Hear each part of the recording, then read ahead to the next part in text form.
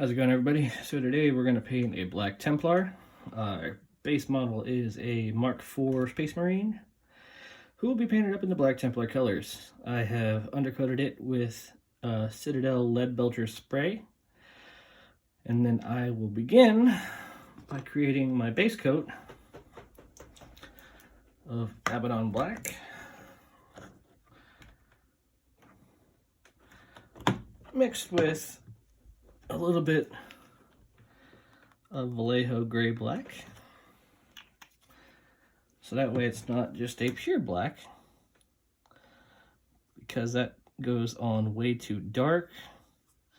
And what we're trying to do is to have a little bit of that metallic undershine showing through. So what you do is you mix it so you have a really dark gray, but it's not quite black. Now you thin it down with a little bit of water. I'm using this big brush so I can get quite a bit of coverage just for this base coat.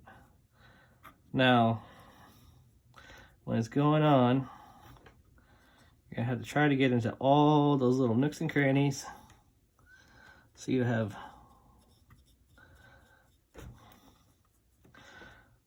no spots that are obviously just the undercoat. You want everything to be that nice, really dark sheen.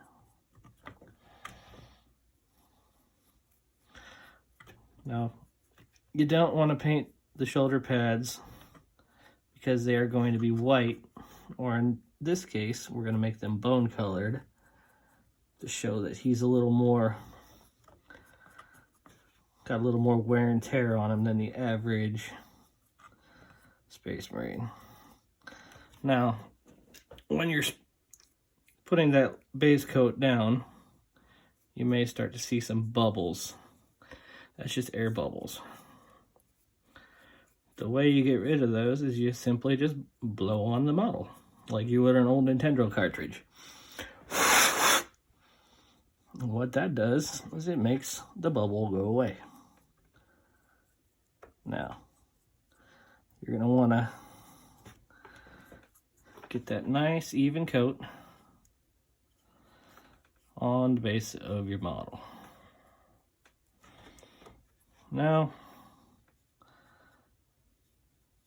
you may want to leave the little nozzles on the backpack at silver color. Again, it's up to you. I personally will be leaving them silver because I want them to be silver. Now with that base coat on, let them dry, and then we'll come back to them momentarily.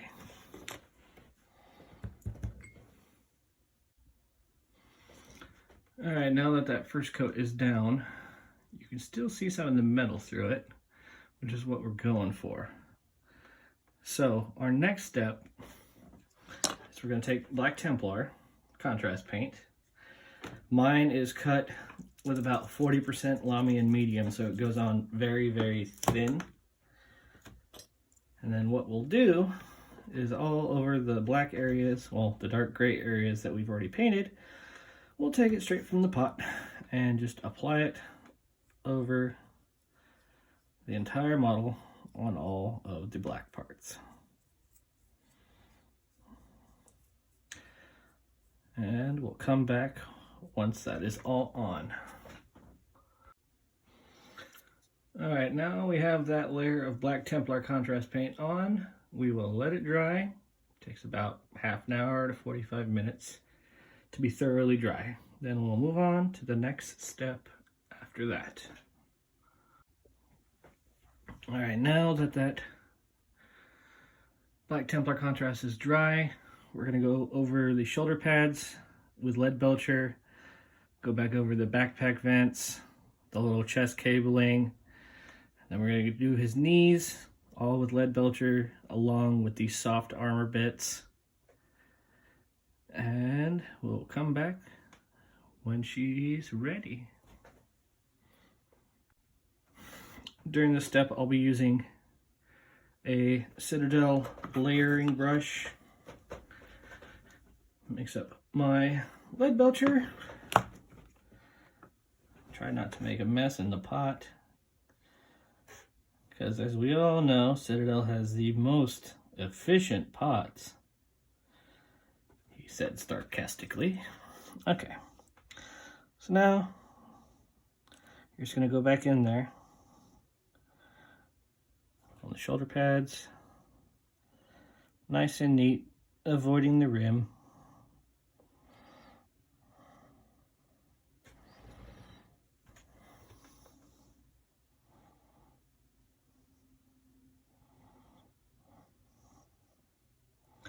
And for those wondering, the tip of my brush was wet before I stuck it into the lead belcher, so that way we get a nice even coat without it going on too thick. And then we do the same on the other side. Kind of hard to show.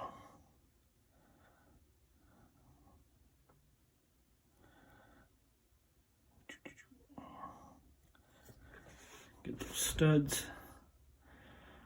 Also, to have a steadier hand while you paint, if you brace your arms either on the table or on your knees, just on something, gives you much more control as opposed to just freehanding up in the air.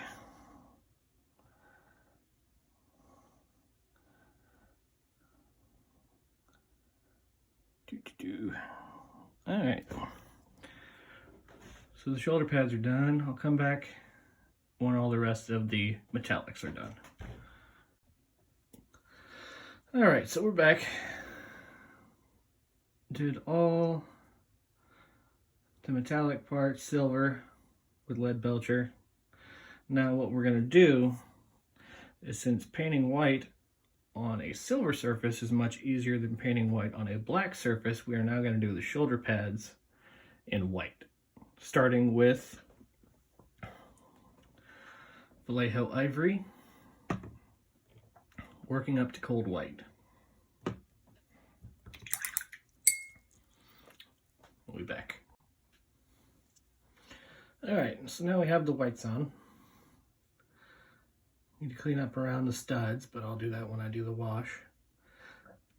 So the next step's going to be to dingy up these shoulder pads with a sepia wash mixed with Agrax Earthshade.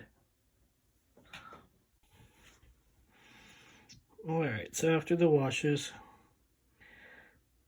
you get that nice grimy look to it. Then once that's dry, you move on to the next step. And while we're waiting, we'll go ahead and throw a wash of Nuln oil mixed with Agrax Earthshade on all of the metal components to age them up nicely. Alright, so now that the black wash is dry on all the metal parts, we're going to do a light dry brush of Dawnstone on the most prominent raised black pieces of armor. I'll come back with you after that. This is going to be a very subtle step, totally optional. Okay, so as you can see, not too much, just enough to give it a little bit of a highlight. Now the next step we're going to do is pretty much the final weathering step. We are going to dry brush the entire model with Necron compound. You want to do it enough to raise those edges to give that metallic shine the chance to show through, but not too much to where your black miniature turns to a silver miniature.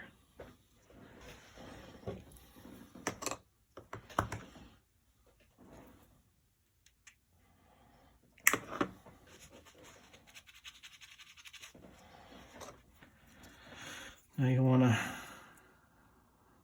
start on areas where See, if you did too much, it's at the back at the bottom, so you could write that off as wear and tear from walking around. So just get that excess paint off, come back, and there we go. Start picking up those highest points all over the model. Even on the white parts, carefully, but not too much. All we're doing is adding an extra layer of grimdark to this grimdark model. Now, situations like that, you can either A, fix it, or B, write it off. Remember, this is quick and easy style. This isn't Golden Demon. This is just battle ready, but it looks like actual weathered metal.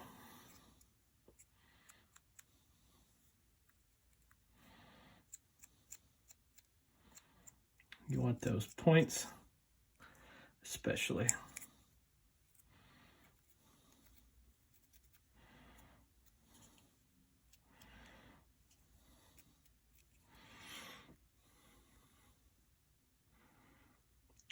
There it is.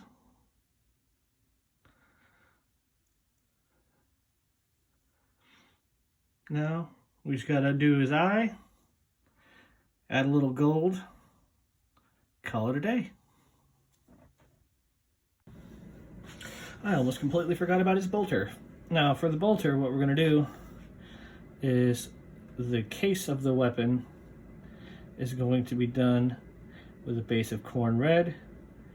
We're then going to highlight it with a mix of Mephistone red and corn red. Be right back. All right, real quick, we're going to do a little bit of extra weathering, a little chipping damage. So what I did, I took a little bit of that black gray, made some little nicks onto that white, and then I will take a lighter gray, in this case a little bit of Luftwaffe gray from Vallejo. Really simple concept. Take the paint, get the excess off, because you don't want too much. And then just a couple little dashes.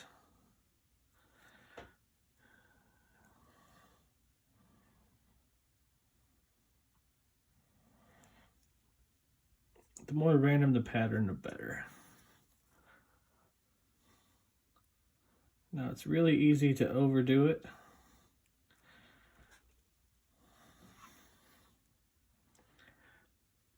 Which you don't want to do.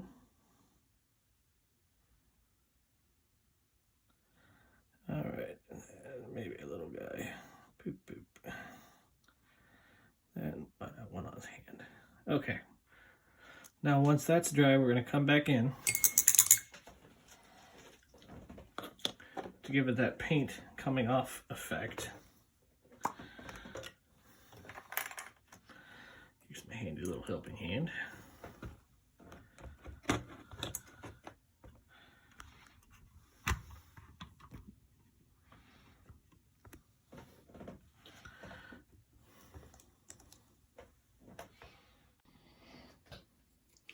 All right, so I've come back in over those gray dots we made with a little bit of iron breaker. And all I'm doing is picking out just the top of it.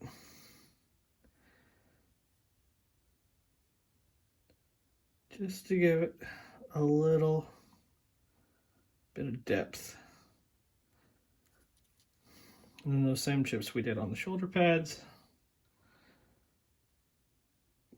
go over them as well. Now, this is a completely optional part, but it adds just that little bit of extra. All right, let's finish it up. We're just gonna wash the bolter and then do his eyes real quick. I'll show you how to do that, and then we're done. All right, final step. we do the contrast paint, Aethermatic Blue. I'm going to be using a Kolinsky Masterclass Army Painter paintbrush because it's got a nice fine tip. And I have a wet tip on the paintbrush. Get a lot of that excess off. Then all you do is you come in on the eye. Super easy. Don't want to overdo it. But you get this really cool glowing effect with zero effort. And that's that. Let that dry and we're good to go.